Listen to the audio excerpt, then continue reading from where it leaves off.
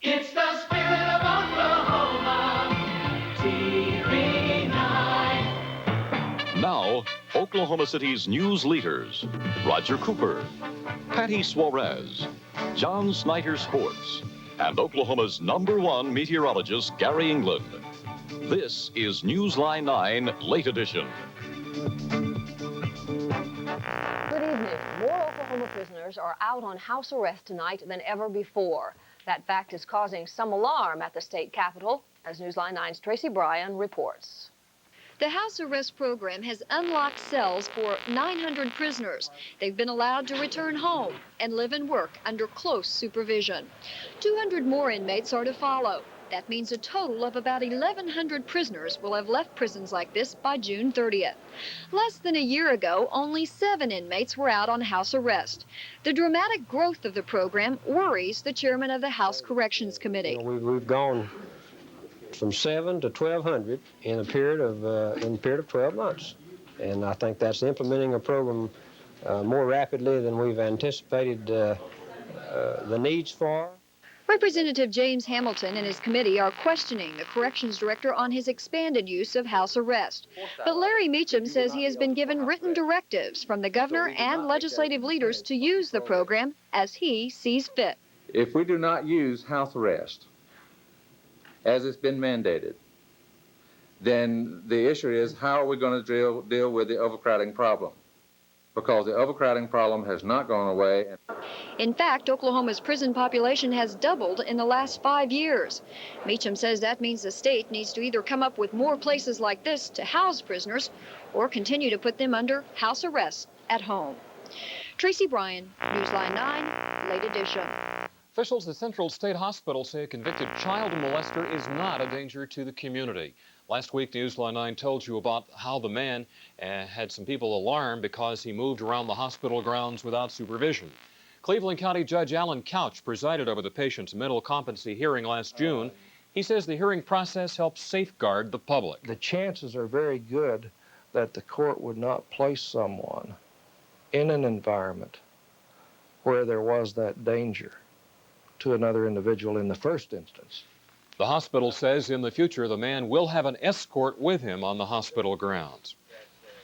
The Supreme Court has refused to reinstate the death penalty against Oklahoma prison inmate Monty Lee Eddings.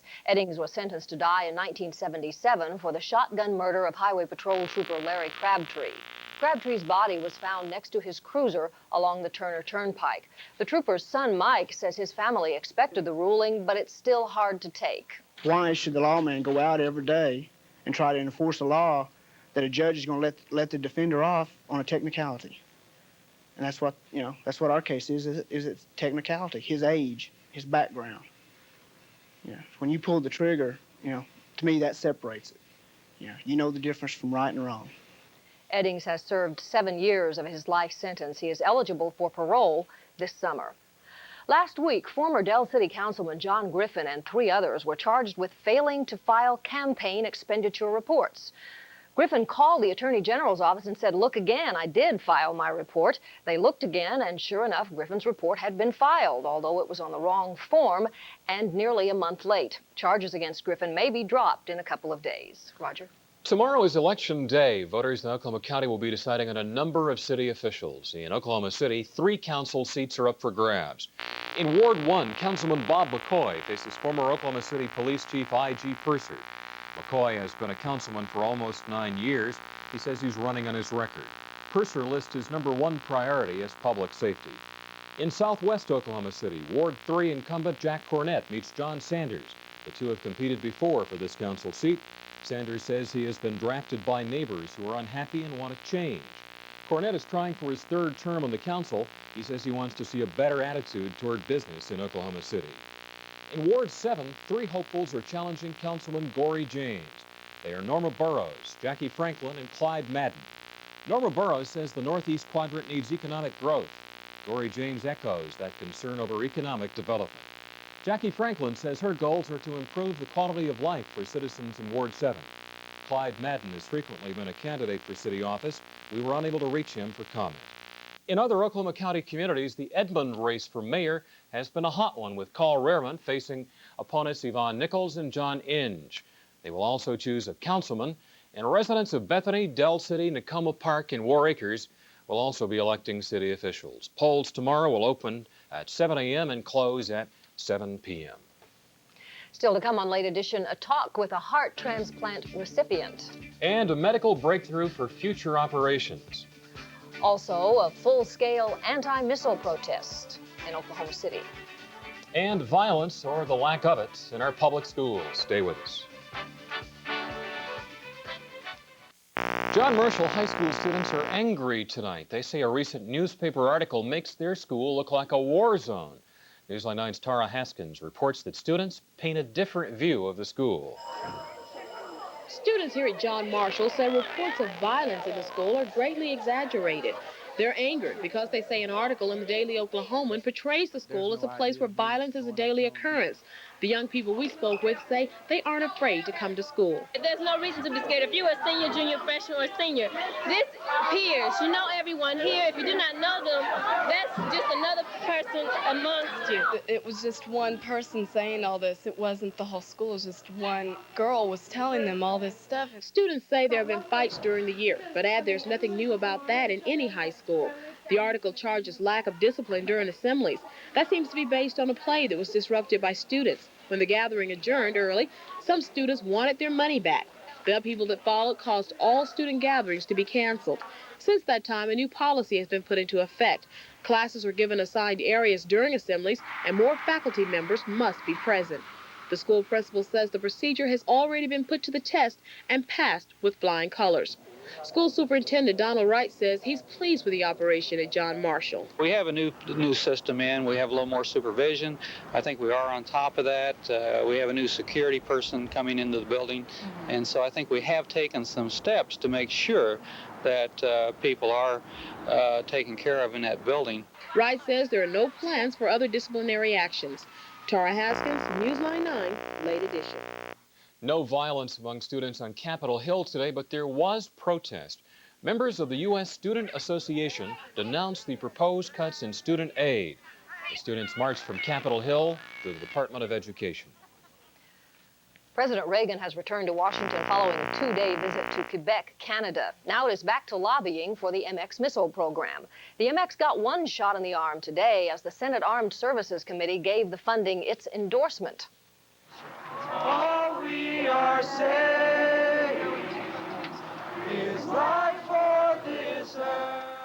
Meanwhile, here in Oklahoma City, peace marchers were protesting Senator Boren's vote in favor of the MX. He voted against it 5 times before. To me, for him to go out and filibuster and plead so passionately for the welfare of the farmer, and then just days later vote $1.5 billion for a weapon that at best is useless, at worst is very, very dangerous, I think is a gross misplacement of priority. The group got through to Senator Boren on a conference call from Washington. The senator reinforced his position that the MX is a bargaining tool with the Soviets. The group says it believes the greater the number of nuclear warheads, the greater the likelihood of nuclear war. Gary's weather coming up. Stay with us.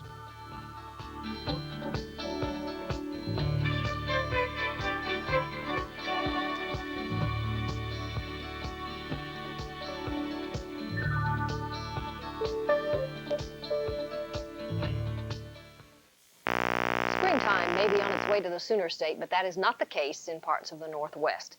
They're calling it a surprise snowstorm, but for drivers from the Midwest to Maine, it was more like a bad dream come true. The snow hit just before dawn, causing havoc during morning rush hour. Icy roads are responsible for leaving the roadsides looking like a junkyard. Boy, we have a contrast here, don't we? Yeah. Seemed like winter slipped by very quickly here compared to a few years we've had. Yeah, it was a fairly temperate one, wasn't it? Yes, it was acceptable, barely. Let's take a look at it for Oklahoma City. We had a low this morning of 40, high today of 65, right now 50, about where we were at this time last night. Relative humidity 70%, barometric pressure 30.04, and falling the wind right now is southerly at about 5 miles per hour, no precipitation. The highs today: Panhandle, Guyman 72, Idabel 72, Oklahoma City, the warmest area, 65, everyone else in between. Super day, as you well know. Current temperatures, we dropped off a little bit, but it's very nice. The range, 52 in Oklahoma City to 60 in the east at Tulsa. Now we take a look at the satellite. The storm to our west continues on the move, and I think one good thing, if you like this type of thing, is it looks like the main energy is going to drop a little bit to our south. And we're going to get some rain and showers and a few thunderstorms here in the state later on tomorrow and Wednesday, but it looks like, key words, looks like at this time the very heavy severe weather should stay to our south, but we'll have to watch it very closely. It's that time of year once again. Temperatures, not bad, some 40s and 50s. It's 55 in Los Angeles, kind of cold in Chicago with the 26. And we'll just say basically around the country on the mild side, not too bad. The only cold area, of course, is in the Great Lakes and Northeast. Down toward Corpus, 64. Dallas right now, 59. And national radar, well, the precipitation this 5 o'clock continues to increase, moving very, very slowly. There's snow in the upper elevations of Arizona, so if you left now, even by the time you get out, there'll still be some snow on the ground, probably some icy conditions in Arizona. There'll probably be a little snow in parts higher, way up there in Colorado and also in mainly in New Mexico. But for our area right now, North Texas, Oklahoma, and Kansas in good shape. Few showers near the Denver area, and in the east, it's calm, just totally calm. There's a forecast map for later on tomorrow, and the green area, shaded in area, indicates the area most likely for precipitation. And it appears at this time, as I mentioned, the heavy weather, severe thunderstorms should be to our south. Not totally out of the way, but most likely area would be to our south. There'll be some rain, low cloud. It's going to cloud up tomorrow. It's going to turn gray. And in the west tomorrow night, the thunderstorms will start and the rain and spread eastward. And right now, Wednesday looks very gray, very cloudy, very wet, and very much on the mild side. But tomorrow, Dallas, 73 chance of thunderstorms. Kansas City, 60. San Francisco, 61. Let's see, who we check in the east? We check Washington, D.C., 58. On the 5-day forecast, and let's see, we'll go about 68 for tomorrow, and tomorrow night and Wednesday, about a 70 to 80% chance of some rain and a few thunderstorms. And on Wednesday, you can see 55 high, so down a little bit. Sunshine up again on Thursday. Friday up a little higher, 70 chance of thunderstorms late Friday, and then cool off a little bit again on Saturday. Forecast. The state for tonight, fair and mild. Wind south 5 to 15, lows in range of 43 to 50. For tomorrow in Oklahoma, increasing cloudiness, mild rain, and a few thunderstorms in the west developing tomorrow night, moving eastward. The wind south 10 to 20 with higher gusts tomorrow. Highs will be in the range of 65 to 73. And for Oklahoma City, increasing cloudiness and mild tomorrow. Wind south 10 to 20, kind of gusty. Morning low 45. High tomorrow afternoon 68. And there'll be some thunderstorms in here tomorrow night and Wednesday. Whether we want them or not. I'm supposed to take my very first flying lesson Wednesday. I don't want to, do I, in that? I hope you have your VFR rating, or your IFR rating. No, not yet. Not yet. You don't get to start Fly with those. real low, will you? You know? Real low. Stay on the ground. I think we'll stay on the highway. Indeed. Well, good luck. That ought to be fun. Oh, I'm scared to death. Tell us about it tomorrow night. Okay. Thank you, Gary. Now that the takeover attempt is over, large numbers of Phillips stockholders are choosing to sell their stock. The company was willing to buy back 72.5 million shares as part of its recapitalization plan, but shareholders tendered nearly twice that amount. The result is each shareholder will get back about half their stock. Word tonight of another takeover, but this one is described as friendly. Capital Cities Communications is taking over the much larger American Broadcasting Company, ABC. Some analysts speculated the move was taken to avoid an unfriendly takeover, perhaps by Ted Turner of Cable News Network. ABC has also been having problems with slipping ratings. ABC stock shot up from 74.5 to more than 105 on word of the $3.5 billion takeover by Capital Cities. There is word tonight the United States may be moving from a net creditor to a net debtor position in the world economy. And in fact, the U.S. may have moved into the red this quarter. The latest figures indicate the broadest measure of the U.S. trade jumped to a record deficit of $101.6 billion last year. That is more than twice our foreign trade deficit during 1983. A lot of money, too. Coming up, new hope for future transplant recipients. And to talk with one Oklahoman who has a new chance at life. Those stories next.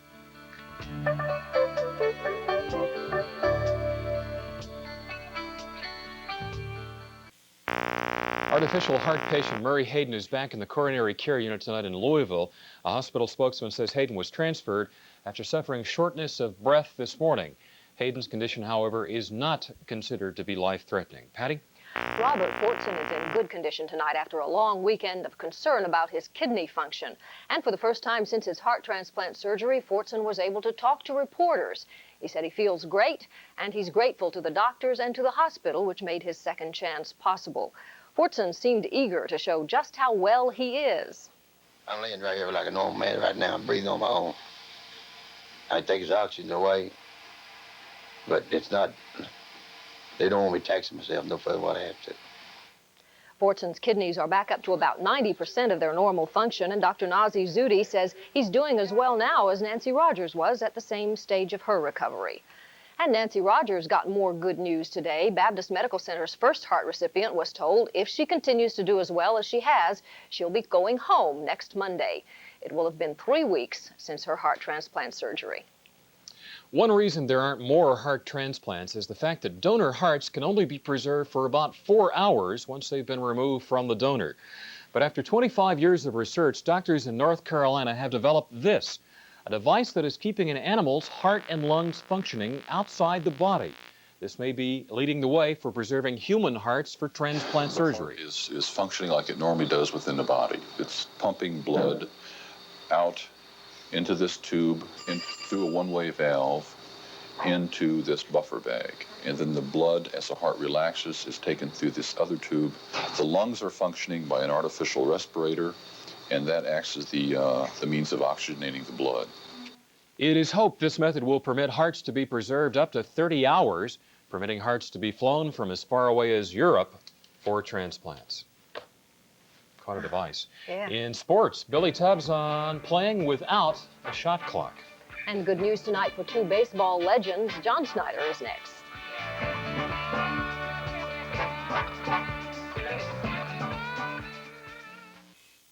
Two baseball legends can go back into baseball if they want to, will they? I think they will, maybe as part-time spring training batting coaches or something like that. I thought it was a stupid decision when it was first made in 1979. That's how long Willie Mays has been out of baseball. Ooh. 6 years that he's not been allowed to be a coach or a commentator. Has to do with the gambling. It certainly does. The baseball commissioner, Peter Ueberroth, today overruled a decision made by the former commissioner, Bowie Kuhn. Now, Ueberroth is getting almost universal congratulations in baseball for letting Willie Mays and Mickey Mantle back in the game if they want to be back in the game. Mickey Mantle batting here and Willie Mays, as you know, are both Hall of Famers.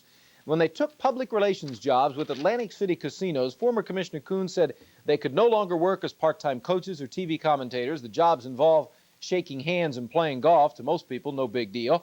Obviously, the new commissioner felt the decision was wrong. Mays and Mantle can now work in baseball if they want. I'm really happy today, and actually it was really a surprise. I had no idea this was going to happen. I was at home playing golf yesterday, and they said, come to New York. So it was really a surprise to me. When you have those kind of feelings, you did something wrong. If you don't do anything wrong, you can't have those kind of feelings. I think the feeling was this man did something special for himself. He's coming in as a commissioner not knowing what happened to me 4 or 5 years ago, and now he is saying to us, hey, you're entitled to make a living. That's Willie Mays. The Major League season is about 3 weeks away. In Florida, a man who at one time was one of the game's very best is hoping simply to be an effective major leaguer again. Joe Sambito of Houston at one time was one of baseball's best relief pitchers.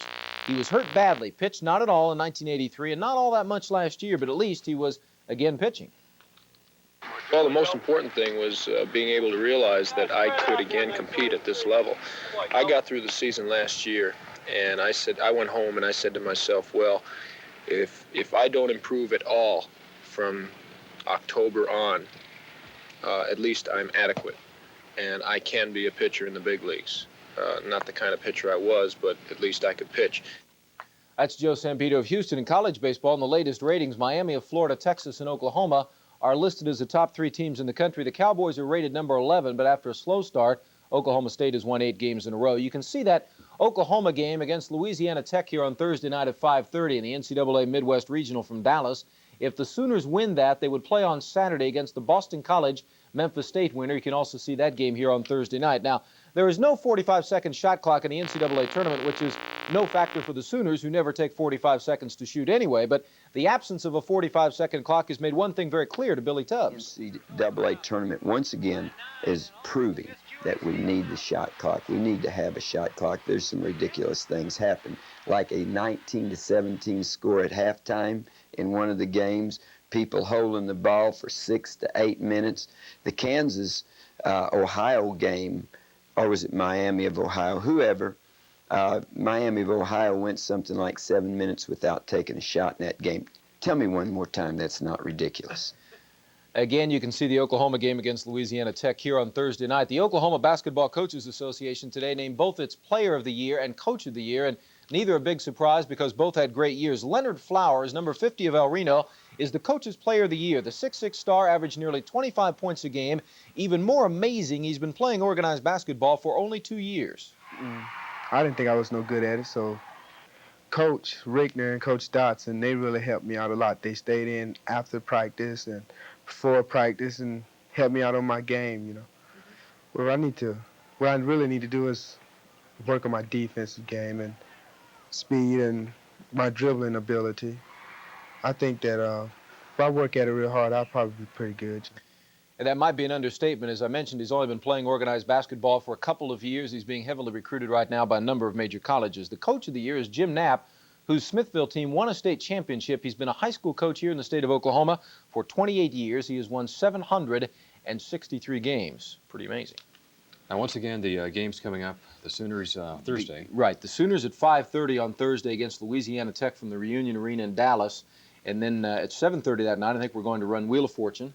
And then at 8 o'clock, we're going to run Boston College, Memphis State. And then we've got the late game, which I believe is Georgetown and Loyola on Thursday night. So it's wall-to-wall basketball here on Thursday night. A lot of basketball. We'll carry every one of the Oklahoma games the rest of the way, depending on how many they win. It's going to be fun. You think they're going to make it? They can. They can be a Final Four team. There's no doubt about that. Obviously, you're at a place now, though, when there's 16 teams left that you can win every game, but you can also be beat because all the teams are good now. Okay. More to come on Late Edition. Next, one example of how art is going high-tech. Don't go away.